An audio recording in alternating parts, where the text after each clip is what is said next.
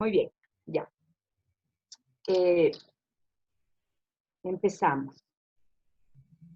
Nuestro país, en nuestro país, hace más de 10.000 años, habitaron los primeros pobladores. Hace más o menos unos 10.000 años antes de Cristo, aquí en el Ecuador habían varios sitios de pueblos cazadores y recolectores. ¿Cómo sabemos de eso? Sabemos de eso por los vestigios arqueológicos, por las investigaciones de los arqueólogos. Y hay algunos sitios relevantes. Uno queda cerca de Quito, en las faldas del Monte Ilaló. Hay otro pueblo ubicado en Chopchi, en Azuay, y otro en Cubilán, en Loja. Bueno, estos pueblos, ¿por qué empiezo por aquí? Porque cuando habían cazadores y recolectores, los cazadores y recolectores que estaban viviendo en plena naturaleza y además cuidándose y observando qué es lo que podían recoger, qué podían comer, toda esta sabiduría ancestral empieza aquí, porque saber cuál es la planta comestible o cuál es la planta venenosa, o cuál planta tiene efectos curativos, o cuál planta tiene, es de lo que se llaman las plantas sagradas que te permiten entrar en otros estados de conciencia. Todo este conocimiento en lo que respecta a nuestro país empieza hace más de 10.000 años antes. Estos habitantes, que eran cazadores y recolectores, dependían de lo que la naturaleza les ofrecía. Y ellos podían ver que había, por ejemplo, los ciclos lunares. Con los ciclos lunares también están asociados está asociado el clima, la presencia o ausencia de lluvia. Ellos ya desde este momento empiezan a tener una interacción con la naturaleza, y yo pienso que la sacralidad de la naturaleza inicia desde esta época. ¿Por qué? Porque estos seres humanos no se sentían diferentes a la naturaleza, sino que se sentían parte de ella. ¿Y qué es lo que empiezan a hacer estos pueblos? A desentrañar las leyes de la naturaleza, a entender cómo funciona la dinámica de la naturaleza. Las mujeres tenían ciclos de fecundidad, la naturaleza tenía ciclos, y empiezan a darse cuenta que los seres humanos forman parte de su entorno. Y como digo y vuelvo a repetir, creo que la sacralidad de la naturaleza empieza desde esta época. La divinidad está expresada en la naturaleza.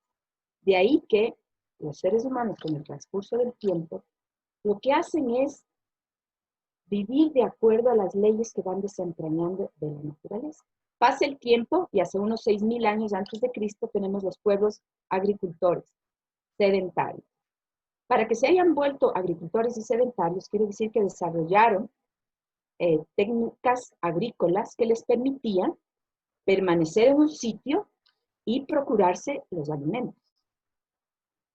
Cuando ocurre esto, quiere decir que ellos ya desarrollaron el conocimiento que les permitía sembrar en una época y cosechar en otra. Estamos hablando de 6.000 años de pueblos de agricultores sedentarios. Hace 8.000 años, un poco antes, inicia la domesticación de las plantas. Y la domesticación de las plantas ocurre, tenemos evidencia arqueológica que esto ocurre en Santa Elena. Esto ocurre en la provincia de Santa Elena, ahora se llama provincia de Santa Elena. Esto ocurre en la costa. Y aquí ya hay muestras de que el maíz empezó a ser domesticado. Lo que ahora nosotros conocemos como la mazorca de maíz, y además las mejores son las de la provincia de Bolívar, antes eran unas de este tamaño, las mazorcas con unos granitos. Y ellos empiezan a escoger los mejores granos y así se va dando el proceso de domesticación. Este es un ejemplo para el maíz, pero así se da con los otros productos. Imagínense ustedes lo que significa todo ese conocimiento acumulado en miles de años para saber cuáles son alimentos comestibles, cuáles son venenosos, cómo sembrar, cómo cosechar y cómo alimentar poblaciones enteras con la con la agricultura. Si yo voy a sembrar, necesito saber en qué tiempo siembro, en qué tiempo cosecho, cuánto tiempo me dura el crecimiento de la planta, cómo combatir plagas, cómo además después cosechar y almacenar, porque no se trata de que yo cosecho, me como todo y después del resto del año, ¿qué hago? Entonces, imagínense que en esas cosas que a nosotros nos parecen simples, porque ahora nosotros vamos al mercado o al supermercado, compramos cada vez que necesitamos, y bueno, si es que tenemos para comprar. Pero estos pueblos tenían que organizarse de tal manera de tener los cultivos, guardar para todo el resto del año. Tenían que manejar el clima, el regadío, combate de plagas y luego procesamiento de alimentos para tenerlos durante el resto del año que no sembraban ni cosechaban. Todo este cúmulo de saberes, estamos hablando de miles de años. Para que nosotros nos sirvamos de esas hermosas mazorcas de maíz, han pasado miles de años de conocimiento, de ciencia, porque no solamente podemos reducir a saberes, hay ciencia detrás de eso. Por ejemplo, en Perú, que es un país extraordinario, donde hay unos vestigios arqueológicos impresionantes, podemos ver cómo llevaban el agua de la tierra a la costa, a zonas áridas, por canales de riego. Podemos ver cómo recogían el agua para el resto del año. Podemos ver cómo hay un sitio arqueológico que se llama Moray, en donde en distintas alturas van haciendo como una especie de laboratorio de semillas. Entonces, estos saberes, estas ciencias, tomaron miles de años. Luego ya, ¿por qué cito los cazadores y recolectores? Porque por ahí empieza nuestro conocimiento de las leyes de la naturaleza, en el formativo ya se consolida, y bueno, más adelante ya hay desarrollos de todos estos saberes y ciencias y conocimientos. Ahora, en relación a la cosmovisión, lo que es fundamental entender de la cosmovisión andina es que el ser humano es parte del todo. Los pueblos andinos tienen una visión holística de la vida, una visión integral de la vida. El ser humano es parte del cosmos. La naturaleza es un espacio sagrado. Eso es fundamental y básico. La persona, el individuo, no es el centro de la vida. La vida, el ser humano es parte de la vida. ¿Y por qué el respeto? ¿Por qué se honra a la naturaleza? Porque la naturaleza es una expresión de lo sagrado. Ahora, el ser humano, para los pueblos andinos, es una totalidad constituida de mente, cuerpo, espíritu, emoción y una energía que le envuelve. El equilibrio y la salud de las personas depende de que esa totalidad esté en armonía y en equilibrio.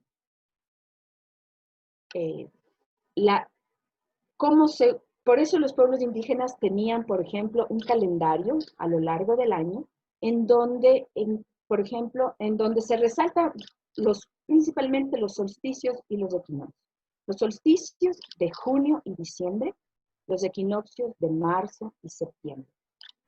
En esas épocas se hacían ceremonias, no solamente para la naturaleza, sino también para la persona, para la sociedad y para la naturaleza y para las divinidades, porque el mundo es un todo integrado y el ser humano tiene que guardar ese equilibrio consigo mismo, con su entorno inmediato, su familia, con su sociedad, con su naturaleza que le circunda y con la divinidad. Y toda la ritualidad se daba justamente para agradecer, para pedir, por el bienestar de todos. Entonces, lo primero en la cosmovisión andina, algo que es fundamental, es algo que hoy le podemos denominar como la cuatripartición. La cuatripartición se corresponde a esa división del tiempo-espacio en 4. Esto está dado por los solsticios y los equinoccios. Ahora conocemos como el Pauca Raimi al equinoccio de marzo. En marzo hay un equinoccio. Con el equinoccio cambia el clima. Con cada equinoccio y con cada solsticio cambia el clima. Y en esta época, para poder llegar a este conocimiento, estamos hablando de la existencia de científicos, astrónomos, que miraban las estrellas y determinaban el cambio de clima, el cambio de estación. Y con eso, toda la sociedad también se organizaba en función de estos cambios naturales. Es la Colla Raimi, la fiesta de la Colla, de la reina. Es una fiesta femenina, fiesta de las mujeres. En el equinoccio de marzo se hace una ceremonia de agradecimiento por las cosechas. En septiembre, por lo general, empiezan las siembras. Es el elemento femenino que es preponderante. ¿Y desde cuándo surge esta importancia de lo femenino? Desde estas sociedades agricultoras. ¿Por qué? Porque se emparenta lo femenino con la bondad de la tierra que nos da alimento. Ahí se hace una comparación de la madre, de la mujer, que es capaz de dar la vida a otros seres humanos, así como la tierra, la madre tierra, es capaz de dar alimentos para nutrirnos. Desde esa época se hace esa relación de la madre y de la vida. En esta época que se llama formativo, en nuestra historia antigua, hay una preponderancia de lo femenino. Y esto permanece todo el tiempo. Asimismo, por ejemplo, el solsticio de junio está relacionado a lo masculino, y el solsticio de diciembre está relacionado, es la gran Pascua solemne del Sol, es la fiesta de la divinidad principal, que era el Sol. Ahora, el Sol como una expresión de lo sagrado, ¿no? Pero en estas sociedades, todos los elementos tienen espíritu. La tierra tiene espíritu, el agua tiene espíritu, las plantas tienen espíritu, las rocas tienen espíritu. Todo está animado. Y entonces aquí hay un personaje. En los pueblos antiguos había una cantidad de personas especializadas en distintos conocimientos, ciencias, saberes. Habían los astrónomos, habían los arquitectos. Si ustedes dan una vuelta por la arqueología de América, se pueden dar cuenta que todo lo que los vestigios, los restos arqueológicos, no eran acciones casuales ni improvisaciones. Había planificación, había conocimiento, había matemática. Entonces, no es menor lo que había antes. Habían ingenieros hidráulicos, habían agricultores expertos, y en el campo de la medicina había una serie de especialistas. Había quienes diagnosticaban, por ejemplo, a través de los sueños, habían quienes curaban los males del cuerpo, habían los fregadores, habían las parteras, habían quienes manejaban el conocimiento de las plantas medicinales, había quienes manejaban el conocimiento de las estrellas, habían quienes hacían el diagnóstico lanzando hojas de coca o piedritas, había quienes recibían el conocimiento a través de los sueños, había una cantidad de personas que manejaban todo lo que tiene que ver con la medicina, pero todo estaba integrado. Entonces, ligando, por ejemplo, la cuatripartición, todo lo que se produce a nivel de la naturaleza también se produce a nivel de la persona. Entonces, esa cuatripartición que hay, también hay en la persona. Cuando el yachaj es una palabra quichua para denominar al sabio de la comunidad. Cuando el yachaj hace su trabajo de curación, lo que está haciendo es restableciendo el equilibrio. ¿Cómo se produce la enfermedad? Por una ruptura del equilibrio. Puede ser porque yo estoy en conflicto conmigo misma, o porque estoy en conflicto con mi familia, o porque estoy en conflicto o en desequilibrio con la sociedad, o con la naturaleza, o con la divinidad. Entonces, ¿qué es lo que hace el yacha? Que se conoce como chamán. Chamán es una palabra, no es quichua, es una palabra de un pueblo de Siberia, de los tungus siberianos. Y ahora se usa esa palabra para describir al yacha, al poné, cada comunidad, cada pueblo indígena del Ecuador tiene una palabra para designar al sabio, al sanador, al conocedor de las plantas sagradas, el conocedor de las plantas de la naturaleza que permiten volver a la salud, y quien hace estos rituales. Entonces, para relacionar la cuatripartición con este ritual de curación, cuando el yacha hace su mesa de curación, lo que hace es reproducir un microcosmos. Ahí pone los elementos, el agua relacionado a las emociones, la tierra relacionada al cuerpo, el aire relacionado al cosmos. Esa es esa visión total. Entonces, ¿qué es lo que hace? Restituir la salud, restituyendo el equilibrio de la persona en todos sus elementos, volviendo a la salud, a la coherencia consigo misma, con su entorno, con la sociedad, con la naturaleza y con la divinidad. Los procesos de curación de los pueblos indígenas son espirituales, son sagrados, no son laicos ni son meramente una aplicación de tómese las plantas. Es de una mayor complejidad porque incluye todo, porque es integral, es holístico. No se puede restablecer el equilibrio si es que uno no vuelve en armonía consigo mismo. Por eso el principio de la salud es lo que ellos llaman la coherencia entre lo que yo siento, lo que yo pienso, lo que yo digo y lo que yo hago. Por eso hay el lema de los quichuas, que es el Shukshunguya, Shukyuyaya, Shukmaquilla. Es decir, ser coherente. Ser coherente con uno mismo, con lo que yo siento, con lo que yo pienso, con lo que yo digo y con lo que yo hago, permite estar en salud plena. Conmigo mismo y con el resto, con el todo. Eso es fundamental. Ahí se replica la cuatripartición de lo macro, del macrocosmos al microcosmos, que es el ser humano. Otro principio básico en la cosmovisión andina es el de la dualidad. El principio de lo femenino y lo masculino.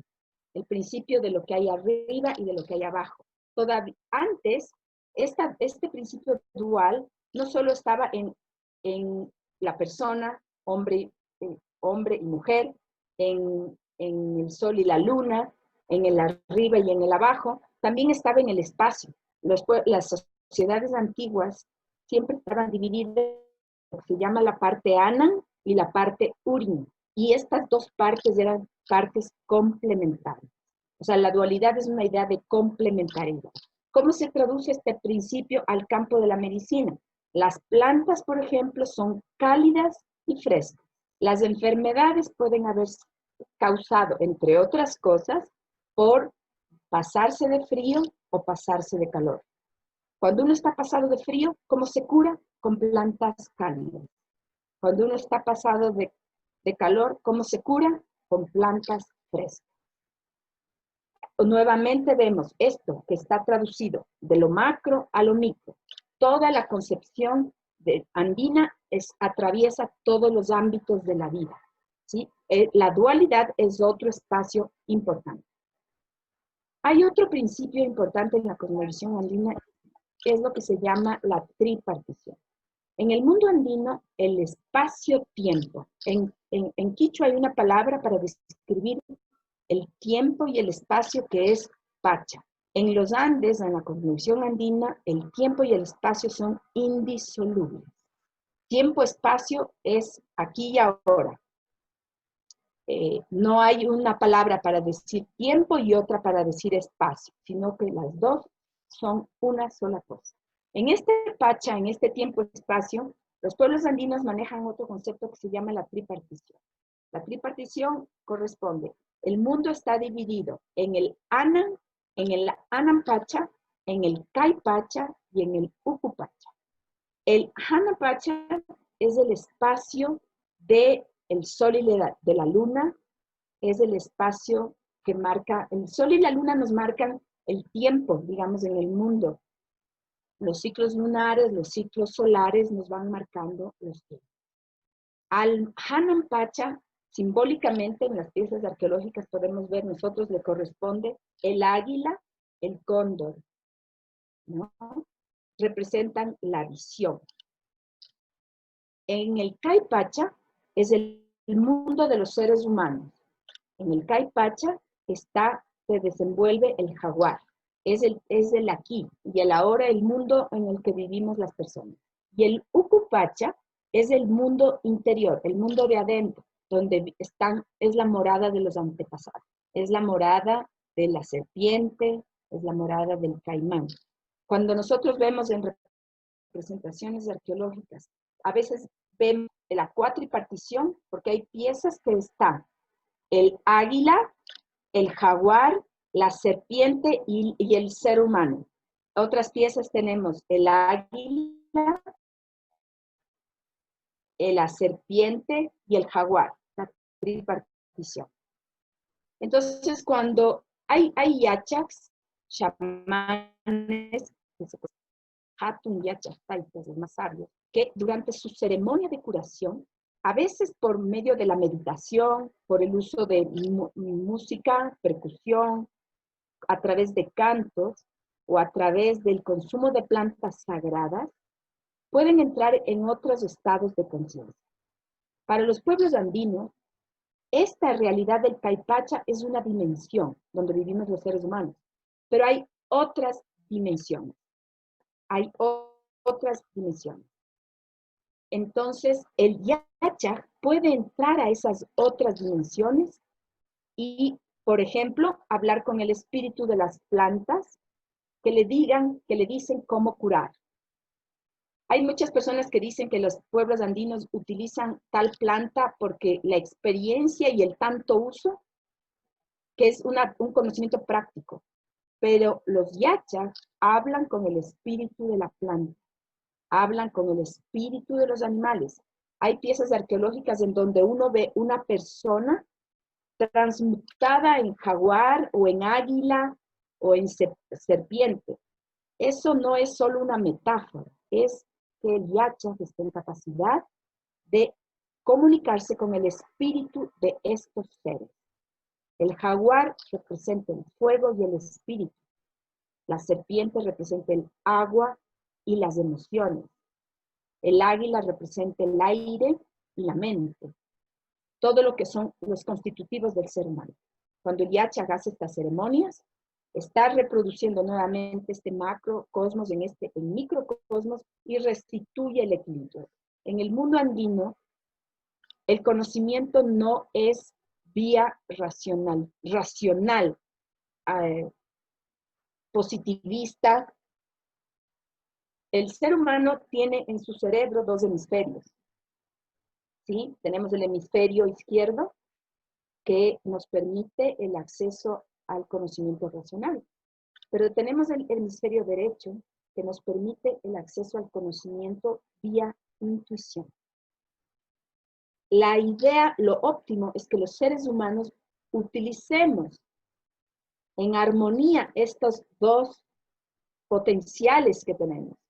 Pero la sociedad occidental ha privilegiado el desarrollo de su lado, digamos, intelectual, que almacena conocimiento y que hace un razonamiento. Este es el lado que permite el manejo de la ciencia, de la experimentación. Este otro lado es el lado que nos permite conocer a través de la intuición y además en el cerebro humano tenemos varias glándulas que nos permiten entrar en otros estados de conciencia. La educación occidental no enfatiza en el desarrollo de estas cruces, de esta integración de lo que somos como seres humanos, del potencial que tenemos. A veces es porque solamente creemos que el conocimiento es los sentidos. Pero lo que hay que entender es que en la cosmovisión en la que vivimos. Entonces, a veces es difícil desde el razonamiento occidental entender el razonamiento andino, porque no se hace, son dos epistemologías distintas, entonces no se hace desde los mismos niveles o cruces. Un ejemplo de cómo nosotros, por ejemplo, tenemos integrados los cerebros es cuando, los dos hemisferios, perdón, es cuando, por ejemplo, leemos solfeo. Para leer el solfeo usamos una parte del cerebro, pero para apreciar la música, para decir que nos gusta, usamos el otro lado del cerebro. Y es así como deberíamos vivir integrados. Ahora la ciencia moderna y la física cuántica prueban que los seres humanos somos más que el cuerpo. Y que además tenemos campos de energía que nos rodean, que podemos afectarnos unos a otros, positiva y negativamente. Y entonces que podemos absorber energías de más alta o más baja vibración. Lo que hace el yacha es equilibrar ese campo energético que permite restituir la salud y el equilibrio físico y emocional y mental. Es decir, permite lograr una salud completa, una salud integral. Eso, ¿qué otra cosa les puedo comentar? Uno, que para nosotros nos tiene que quedar claro que estos saberes, por ejemplo, en el campo de la agricultura, el manejo del agua, la asociación de cultivos, el hacer caso a los ciclos lunares para sembrar, cosechar, cortar madera, etcétera, son parte de este conocimiento, de esta ciencia ancestral. El dejar un tiempo en descanso la tierra, o el sembrar unos alimentos en unas partes altas y otras en las partes bajas, es parte de esa sabiduría que permite el intercambio de productos. En los pueblos andinos hay otras lógicas. Hay la lógica del sentido de comunidad, en donde lo que interesa es el bienestar del conjunto, no que haya unos que velen solamente por su interés particular y que eso vaya en detrimento del resto. Por eso incluso de manera ritual en las fiestas se hacen los priostazgos. ¿A quién se le nombra el prioste? A la persona que tiene mejor situación económica. ¿Y cómo se hace? ¿Y para qué se hace esto? Para que el que más tiene redistribuya su riqueza pasando una fiesta. Y así se igualan las economías y se evita que haya uno que acumule más y que esto pueda causar una gran diferenciación al interno de la comunidad, que sí existe, pero el principio es básicamente velar por el interés colectivo.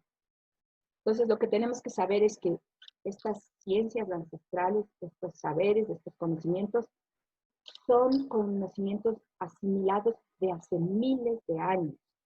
Lamentablemente, en la sociedad actual, prima un modo de conocer dominante, que es el racionalismo cartesiano, que cree que es un conocimiento universal y válido para todos, y lamentablemente se impone sobre otros y los descalifica y los subordina o los ignora.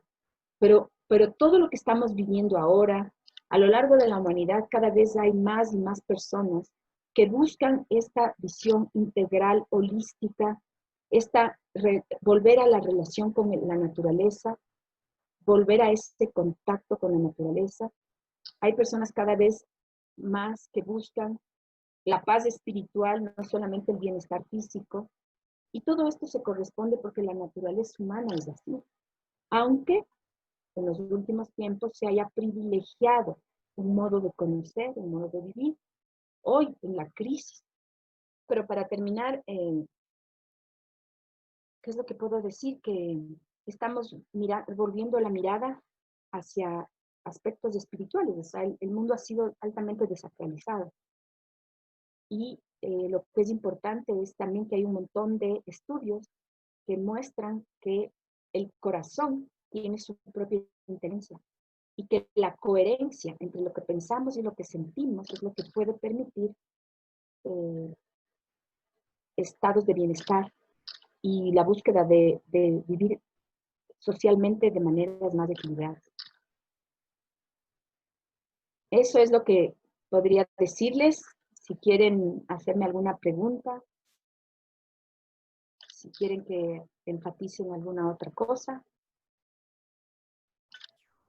Sí, yo le quisiera preguntar sobre cómo concibe la salud, el paradigma de la Via Yala. A ver, la salud. Primero, la salud, como ya dije antes, es el resultado del equilibrio. El equilibrio de la persona consigo misma, de la coherencia entre lo que yo siento, pienso, digo y hago. Una persona saludable es una persona coherente.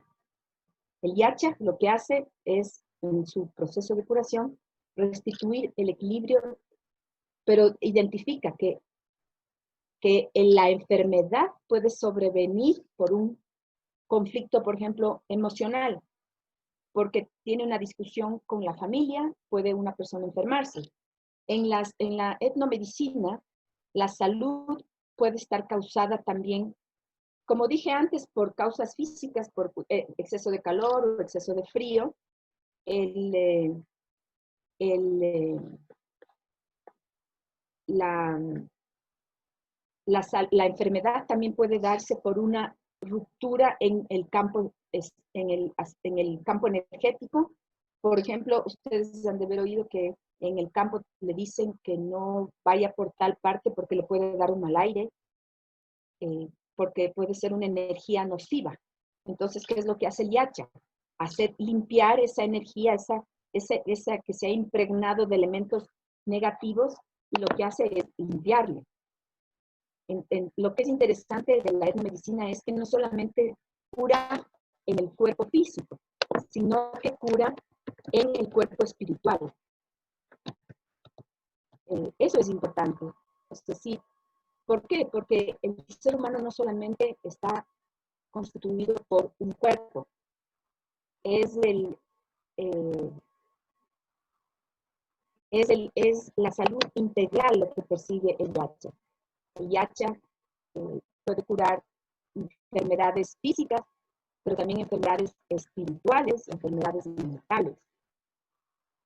Eso es lo que es importante entender. Ahora, cuando tú me hablas del paradigma de Abya Yala, no sé bien a lo que te refieres, pero Abya Yala es el nombre con el cual se denomina al continente americano, lo que nosotros ahora conocemos como América, para los pueblos, por ejemplo, en Panamá, el pueblo Guna, los pueblos antiguos colombianos denominaban a toda esta tierra como el Abya Yala, que significa la tierra en plena madurez o tierra de sangre vital. Esta es una denominación del pueblo Guna en Panamá y en Colombia. Entonces, no sé a qué te refieres con el paradigma de la Abya Yala. O sea, en el Abya Yala, por ejemplo, hay una idea de que los pueblos del norte son los pueblos que representan el águila y los pueblos del sur representan el cóndor. Y que en sus profecías dice que hoy es el tiempo de hermanarse el águila y el cóndor, el saber mental y el saber del corazón.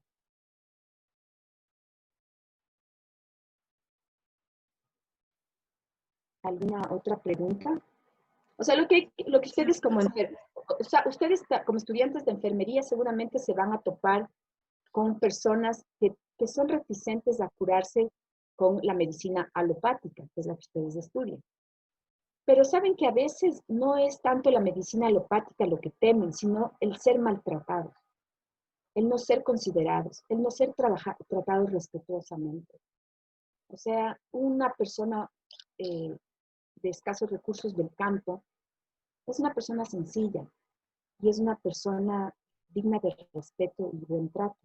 Y a veces ellos se sienten maltratados y despreciados porque a lo mejor se tomaron el agüita de esto y el agüita de esto otro, y porque tienen unas prácticas para curarse que a veces no les dan la salud plena, pero lo que temen es el desprecio a esos conocimientos y a esas prácticas. Todas las medicinas están hechas de productos químicos. Las plantas son productos, son químicos. O sea, la medicina alopática está dando espacio a decir que la causa de la enfermedad tiene un origen emocional. Y también se abren a la fitoterapia, al manejo de plantas medicinales.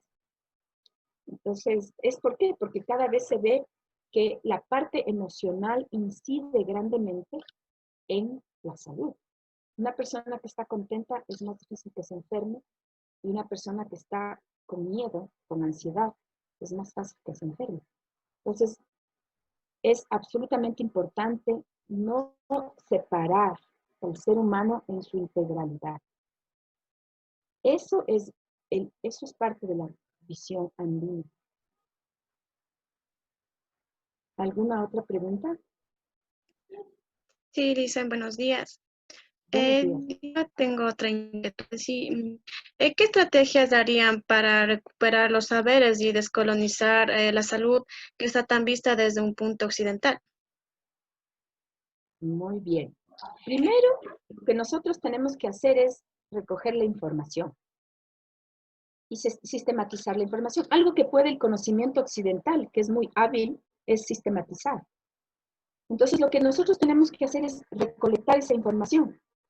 Cuando por ejemplo, ustedes que están en el campo y que reciben o que van a estar en relación con gente del campo, lo que es importante es valorar. Cuando alguien valora algo, estamos colonizados porque adoptamos una concepción del mundo y desvalorizamos otra. Para volver a darle su lugar a las cosas, ustedes tienen que aprender a dar valor a lo que dicen. Una manera de darle importancia, si ustedes van a tratar con una persona, pregúntenle, ¿para qué es bueno para esto? ¿Qué es bueno para esto otro? Noten y escriban. Una manera es dándole valor a ese otro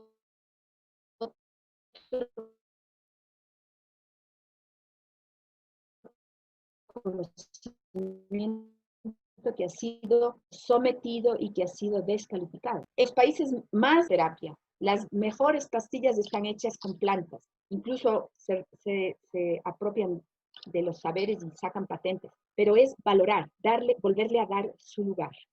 Ustedes valoren, o sea, no crean que lo que los campesinos o los indígenas dicen es parte de su ignorancia, no, es otro conocimiento, es otra epistemología, es otra ciencia que ha sido despreciada, que ha sido sometida, que ha sido desvalorizada. No es una ciencia menor, es otro modo de conocimiento, es otra manera de conocer. Entonces lo que hay que hacer es darle el valor que tiene. Hay personas que dicen que le agarró el arco iris y por eso está enferma, o que le dio el mal aire, o que pasó por la quebrada y se siente con dolor de cabeza. No es porque es un ignorante, es porque ocurre, porque hay energías en la naturaleza más densas, más sutiles y nos pueden afectar. Entonces hay que darle valor a esos otros modos de conocimiento. Entonces una manera de descolonizarnos es dejar de universalizar una sola forma de ver el mundo y de entender el mundo y de operar en el mundo. Por ejemplo, darle valor a la integridad, a la coherencia entre lo que tú sientes y lo que piensas, que te hace decir y hacer. Volver a ese equilibrio. Eso es parte de una filosofía. La salud integral, el bienestar, está fundado en esa coherencia. Por ejemplo, darle valor a eso. ¿Alguna otra pregunta?